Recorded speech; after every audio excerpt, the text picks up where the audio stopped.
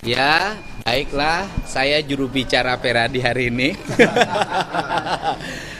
Bahwa kita sebagai warga sudah menyampaikan laporan terhadap Pak Rudiana, bukan Ibtu Rudiana. Saya katakan sekali lagi, laporannya adalah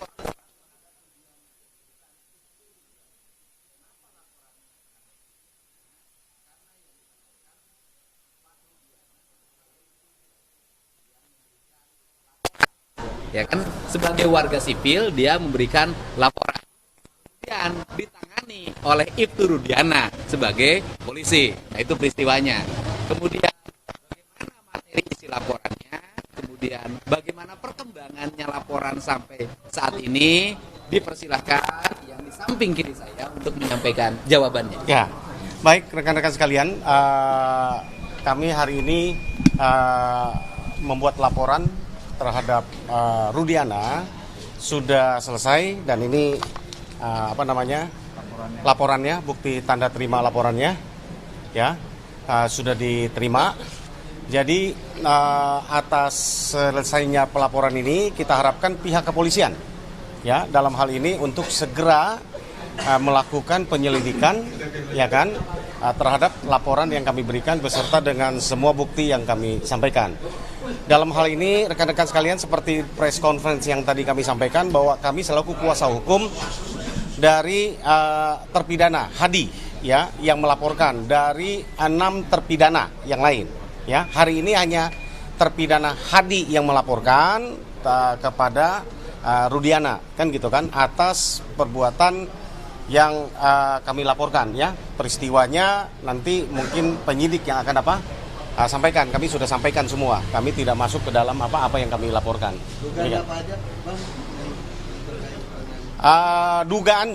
Dugaannya terhadap adalah memberikan keterangan tidak benar, palsu, ya, dan juga penganiayaan, kemudian memberikan surat palsu dan lain ya. Jadi itu kira-kira begitulah kita ini. Berarti ada pengakuan dari terpidana kalau ada yang Oh ya, mereka membuat surat pernyataan di atas tulisan tangan bahwa mereka dianiaya dan makanya memberikan kuasa oleh karena mereka ada di dalam lapas kan, sehingga tidak bisa datang, maka kami sebagai kuasa hukum kami melaporkan gitu.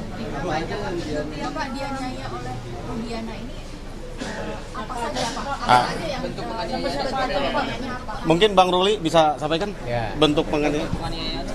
Ya. Macam-macam ya bentuk penganiayaan yang dialami oleh klien kami, dari mulai diinjak-injak, kemudian pemukulan, kemudian gembok kepala, dikenakan kepala sampai pecah kepalanya dan lain sebagainya. Ya itulah yang menurut saya hari gini masih ada hal seperti itu gitu ya. Tapi kita lihat nanti, kita uji aja nanti oleh penyidik apakah laporan kami ini bisa dipertanggungjawabkan atau tidak. Ya tadi juga ada yang bilang bahwa ini terpidana ini suruh minum air kencing segala kan ini hal-hal yang sebetulnya udah di luar kemanusiaan lah ya. Jadi saya pikir laporan ini baru dugaan. Ya kami minta untuk penyidik atau untuk Polri untuk membedah ini semuanya. Karena masalah ini tentu dengan rangkaian laporan yang kami lakukan itu semua akan menjadi novum buat kami. Jadi di sini nggak ada unsur balas dendam, tapi kita mendudukan sesuatu sesuai dengan porsinya. Kita mencari kebenaran material. pasalnya ada berapa aja? Dokter Alsido mungkin bisa sampaikan. Ya, jadi mungkin pertama-tama kami mengapresiasi ya dan menyambut baik bahwa laporan ini diterima. Ya, ini menunjukkan konsistensi daripada Pak Kapolri juga yang memang ingin supaya yang dahulu ya tidak dilakukan dengan dasar penyidikan scientific crime investigation, ini menjadi pintu pembuka juga. Jadi sekali lagi ini bukan urusannya dengan instansinya, tetapi yang seperti tadi disampaikan oleh Kang Deddy ini terhadap personal, karena memang inilah yang menjadi persoalan yang membuka permasalahan sampai dengan klien ini, para klien menjadi terpidana ya, karena daripada Pak Rudiana ini laporannya, jadi model B itu. Nah, ini kami harapkan dengan adanya laporan ini diterima, semoga nanti kebenaran ini bisa dapat diungkapkan. Ya. Silakan Bang Jutek. Ya, silakan pasalnya dibaca. Pasalnya yang kami laporkan ada 422 ya, pasal 351, pasal 333, 335, 242 ya, antaranya itu. Nanti kita biar penyidik lah yang apa namanya, yang menentukan ya, mana yang Masing-masing ancamannya sendiri, Bang. Masing-masing ancamannya sendiri. Laporan Pak Rudiana ini kan saling berkaitan juga dengan dua laporan sebelumnya, yang KRT Pasren dengan Pak AF dan Dede. Nah, harapannya ini apakah penyelidikannya untuk digabung saja atau seperti apa, Pak? Gini, karena peristiwanya kan tentu berbeda, yang dituduhkan, yang dilaporkan berbeda. Kalau digabung pasti nggak akan mungkin, karena yang kita laporkan ini pasalnya pun berbeda, tindakannya pun berbeda. Kenapa kami laporkan? Kami berharap para penyidik, kami percaya seperti yang diharapkan tadi Pak Kapolri, kepolisian, Kabak Reskrim, dan teman-teman di polisi di sini saat ini kesempatan buat kita untuk merekonstruksi ulang, menjadi pebanding kan gitu kan, karena menjawab keraguan masyarakat terhadap hasil putusan yang sudah inkrah tahun 2016 yang lalu. Ya kan, kalau terus kita berpatokan, kita melakukan itu berdasarkan yang sudah inkrah itu, ya tentu nggak akan selesai-selesai. Itu sebabnya kami coba membuat LP ini, ya kan, terhadap 3 LP kita sudah lakukan. Pasren, kemudian Kavi, Aib dengan Dede, sekarang dengan Pak Rudiana ya. Kita harapkan ini pintu masuk, coba diselidiki, betul nggak peristiwa itu, kan gitu kan? Dengan versi yang sekarang berdasarkan fakta-fakta baru yang terungkap, kan gitu kan? Nanti kita akan sandingkan, kan gitu kan? Apakah peristiwa itu benar masih seperti rangkaian peristiwa tahun 2016 yang diputuskan sampai Mahkamah Agung, atau ada fakta baru, gitu kan? Itu harapan kami.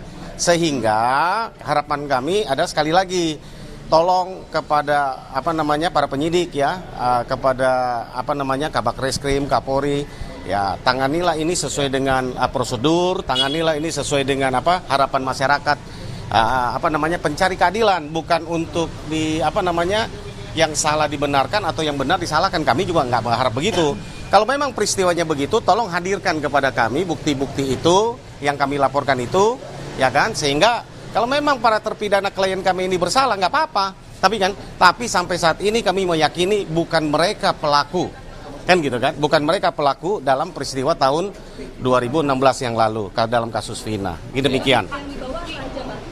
Bukti yang kita bawa banyak ya. Ada surat kuasa pertama, itu pasti untuk melapor. Yang kedua adalah BAP, kan gitu kan? Rudiana, ada putusan pengadilan 03 dan 04 kita lampirkan. Kemudian ada digital ya, ada potongan-potongan video. Kemudian ada pernyataan dari para terpidana dan juga yang lain, saksi yang lain gitu. Video ini potongan video penganiayaan kah atau apa? Oh bukan. Ya nantilah biar penyidik yang ini kan ya. Kita nggak masuk lagi, kita bukan membuka semua di sini. Kalau bukti penganiayaan yang disampaikan. Pengakuan dan saksi. Dan ini masih ada bekasnya. Dan masih ada berkasnya. Ada Bang foto-foto? Ada banyak. Cari aja di Google banyak itu kan. Iya dicantumkan. Itu kan sudah dari ini di Google banyak gitu. Ya. Ya baik, bahwa kita hari ini tidak memiliki tujuan untuk mempidanakan orang, tidak memiliki tujuan untuk mempenjarakan orang. Kita punya tujuan untuk membebaskan orang. Nah kemudian menuju arah pembebasan itu harus melalui proses seperti ini, karena ini jalan yang terbaik menuju pembebasan. Dan kemudian yang berikutnya adalah apa yang kita cari? Yang kita cari adalah rasa keadilan masyarakat. Yang bersalah harus dinyatakan bersalah, dan yang tidak bersalah harus dibebaskan. Kemudian agar tidak terjadi simpang siur yang terus-menerus berkembang di masyarakat, sebaiknya Mabes Polri meskipun putusan hukumnya belum berubah karena kita baru mengajukan PK, tetap harus melakukan penyelidikan. Di antaranya investigasi yang dilakukan Mabes Polri adalah menentukan apakah peristiwa Eki dan Vina ini peristiwa pembunuhan atau peristiwa kecelakaan. Nah, ini yang harus segera dilakukan oleh Mabes Polri. Saya pikir Mabes Polri memiliki kemampuan menganalisis peristiwa ini secara baik. Karena apa? Karena tahun 2016 itu belum jadul. Masih tahunnya adalah tahun digital. Handphone dari para terpidana masih ada.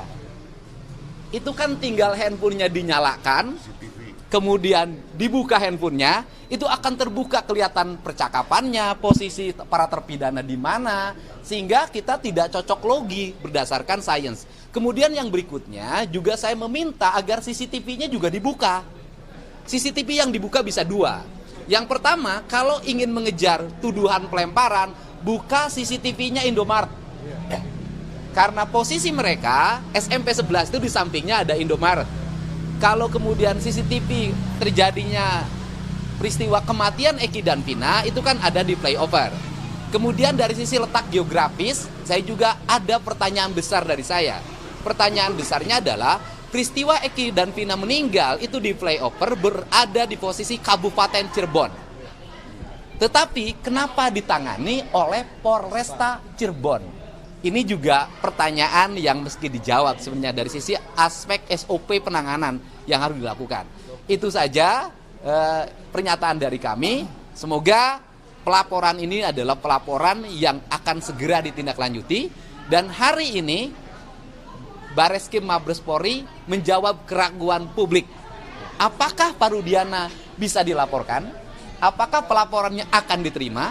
Apakah akan diproses? Dan ternyata Bareskrim Mabes Polri menerima dan akan memproses. Untuk itu saya mengucapkan terima kasih pada Pak Kapolri, kepada Pak Kabareskrim atas upayanya membuka kasus ini seluas-luasnya agar masyarakat kita bisa mendapatkan keadilan yang terbuka. Amin. Ya.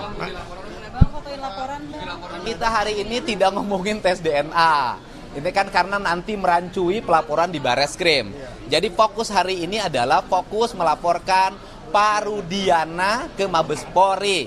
Dalam bahasa sederhananya, ya kan, kau yang berjanji, kau yang mengingkari.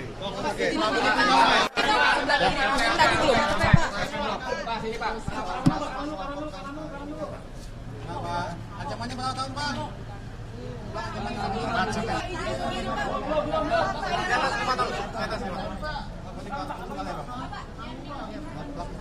Saya. Ini kalau PK itu berjalan beriringan atau ini pun selesai? Kanan Pak, kanan Pak, kanan Pak. Oke, masalah pengajuan PK silakan abang yang jawab karena ini ranahnya kuasa hukum. Nah. Saya sudah sampaikan dari tadi ya bahwa ini adalah rangkaian menuju kita mencari bukti. Jadi kami sangat hati-hati karena ini menyangkut nyawa orang, menyangkut usia dan menyangkut orang yang di dalam. Saya juga tidak berani untuk cepat-cepat. Kami akan mengumpulkan bukti itu selengkap-lengkapnya demi untuk kebebasan para terpidana yang dalam. Hari ini mungkin kita sudah punya rancangan itu, tapi kami akan cross-check lagi, disesuaikan lagi dengan bukti-bukti lain, maka tunggulah waktunya. Saya kira tidak akan waktu lama kita akan mengajukan ini. Kira itu. Ya sebenarnya secara yuridis, kalau kemudian yang dilaporkan nanti terbukti dan kemudian statusnya berubah, itu sudah otomatis 7 terpidana harus bebas. Oke ya, makasih ya. Ya, teman-teman ya.